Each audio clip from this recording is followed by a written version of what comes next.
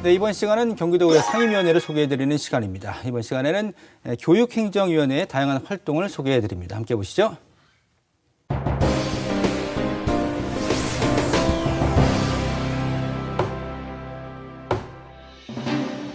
경기도의회 각각의 전문 분야로 나눠 조직된 12개의 상임위원회. 그중 오늘 소개해드릴 상임위원회는 교육행정위원회인데요.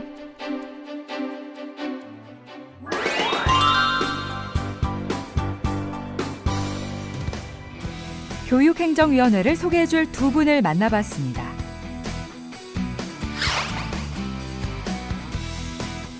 안녕하세요. 교육행정위원회 부위원장 부천 출신 권정선 의원입니다. 반갑습니다.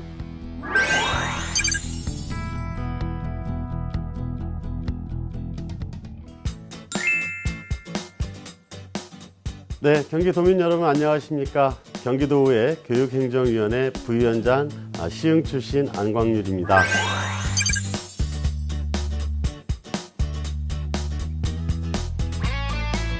남종석 위원장을 중심으로 총 13명의 위원들이 활동하고 있는 교육행정위원회. 이곳에선 주로 어떤 활동을 하는지 궁금한데요. 교육행정위원회는 집행부가 경기도청이 아니고 경기도교육청입니다. 학생들의 살림살이를 책임지고 있고 정책을 돌보는 곳이라고 생각하시면 됩니다. 현재 경기도의회에는 교육기획위원회, 교육행정위원회 이렇게 교육과 관련된 두 개의 상임위원회가 있는데요. 어떻게 다른 걸까요? 10대 들어오면서 이제 경기도 교육청 예산만 해도 16조 가까이 되다 보니까 너무 이제 그 일들이 또 많고 방대해서 교육 행정위와 기획위로 나누게 됐습니다. 그래서 교육기획은 교무실에서 하는 예산이나 이런 부분을 담당하고 교육행정은 학교의 사업이라든지 모든 그런 업무적인 일을 행정실에서 하는 일들을 담당하고 있다고 생각하시면 됩니다.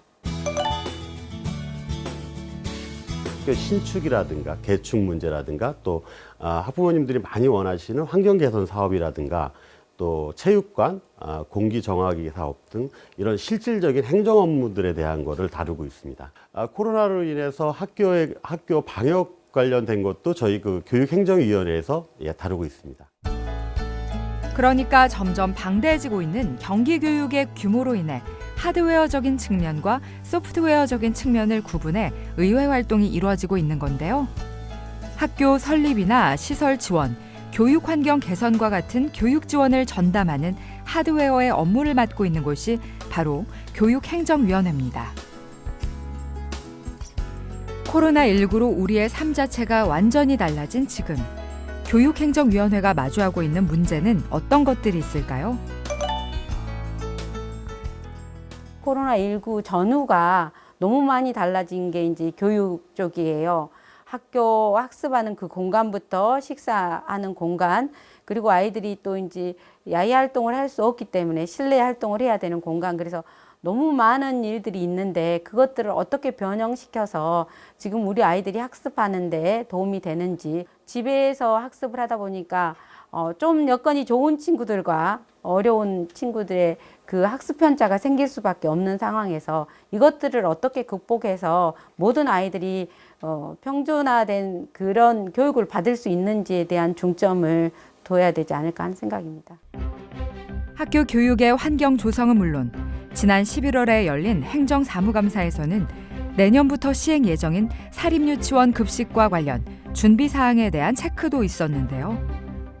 바로 지난 여름 발생한 유치원 집단 식중독 사고로 인해 사립유치원의 급식 안전성 문제가 도마 위에 오르면서 내년부터 사립유치원도 학교에 준하는 영양교사 배치와 시설 기준을 의무적으로 갖춰야 하는데요. 하지만 최근 이 부분에 대해 해당 상임위에서는 제동을 건 상황입니다.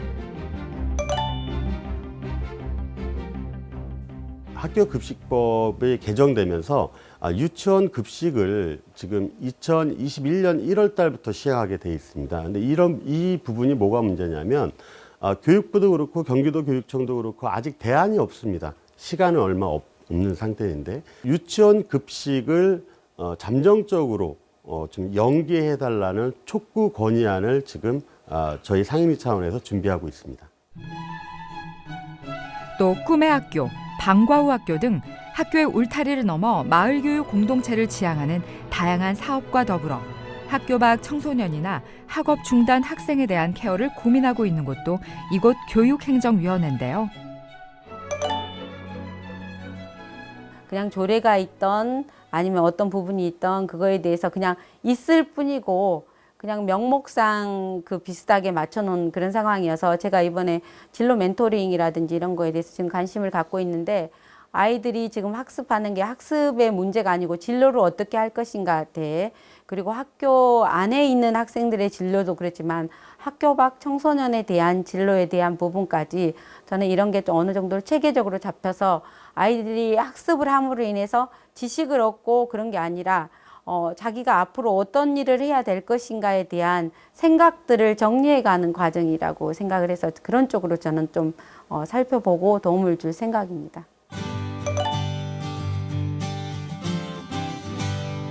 지금 저희 경기도 내 학교 밖 그 청소년들이 점점 좀 늘어나고 있는 추세라 많이 걱정은 되고 있습니다. 그래서 그 부분에 대해서 경기도 교육청과 계속 협의를 하고 있는데요.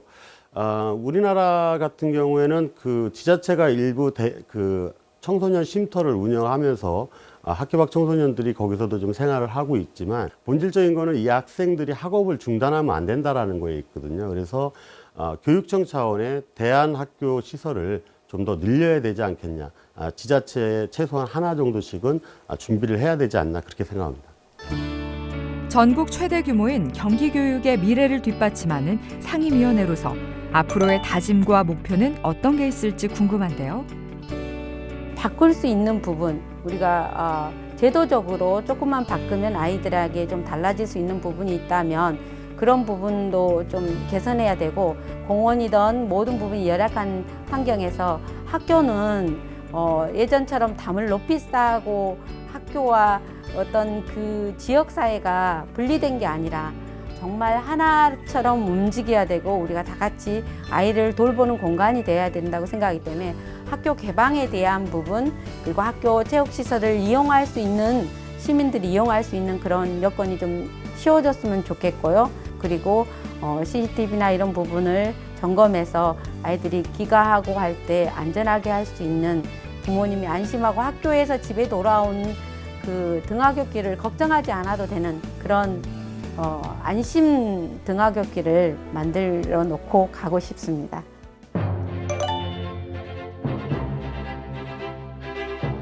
네, 뭐 제가 교육행정위원회 그 의원님들 덕분에 부위원장이 됐는데요.